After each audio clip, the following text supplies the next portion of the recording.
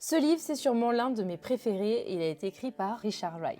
Mais qui est-il? Imagine un jeune garçon noir né dans le sud des États-Unis pendant la période ségrégationniste en 1908. Dès l'enfance, il découvre l'injustice du racisme, la couleur décide de ton destin. À l'adolescence, il découvre le roman Le Comte de Monte Cristo d'Alexandre Dumas, Révolte, vengeance, liberté. Ce roman va le marquer à jamais. Alors il lit encore et encore, sauf qu'il y a un problème. À l'époque, les bibliothèques étaient réservées aux blancs. Alors sa solution, c'est d'emprunter la carte d'un homme blanc qui lui a bien voulu prêter pour continuer à lire. Et là, il va s'enrichir et il va apprendre la puissance des mots. En 1945, mais ce n'est pas son premier roman, il publie Black Boy, une autobiographie, et c'est surtout un récit coup de poing. Il parle d'humiliation, de sa condition de vie très précaire, notamment avec la famine, et de sa solitude. Écrire, c'était pas très bien vu dans la communauté noire, parce que l'écriture, c'est pour les blancs. Et quand je dis ça, c'est parce que c'est une forme de résignation de la population noire, et Richard Wright, lui, refuse. Parce que pour lui, écrire, c'est une arme, et c'est une arme contre le racisme, mais aussi contre la peur et la résignation. Malgré tout, il est fatigué du racisme aux États-Unis, donc il quitte son pays natal pour la France en 1947, où il sera ami avec